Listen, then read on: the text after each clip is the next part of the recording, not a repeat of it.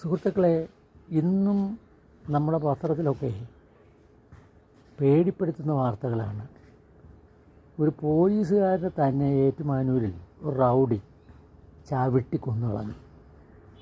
Scooter തയ്യൽ machine തട്ടിപ്പിലൂടെ ഒരാൾ കോടീശ്വരനായിരിക്കുന്നു. ഇഷ്ടം പോലെ പേർക്ക് ചേർത്തല താലൂക്കിൽ പണം പോയിരിക്കുന്നു. ഫ്ലാറ്റിൽ നിന്ന് ചാടി ഒരു വിദ്യാർത്ഥി മരിച്ചിരിക്കുന്നു. അനധികൃതമായ മദ്യവിൽപ്പന നടത്തുന്ന ഒരാളിനെ പോലീസ് പിടികൂടി. കാപ്പാലംഘനം അതിര് കടന്നു വരുന്നു. മുക്കുപണ്ടം തട്ടിപ്പ് നടത്തുന്ന ഒരാളിനെ പിടികൂടിയിട്ടുണ്ട്. അടൂരിൽ വഴിയിൽ നടന്നൊരു വഴക്ക് ചായക്കടയിലേക്ക് കയറി എന്നിട്ട് അതിൻ്റെ അകത്തുള്ളതെല്ലാം തല്ലിപ്പൊട്ടിക്കുന്നു. മുമ്പൊക്കെ അടിപിടി അക്രമം ഇതെല്ലാം രാഷ്ട്രീയ പാർട്ടിക്കാർ തന്നെ ആയിരുന്നു. രാഷ്ട്രീയ പാർട്ടി അപ്പോൾ ഇവിടെ ക്രമസമാധാനത തകർന്നേ എന്നും പറഞ്ഞ് നിലവിളിക്കുമായിരുന്നു. ഇപ്പോൾ അതല്ല. ഇപ്പോൾ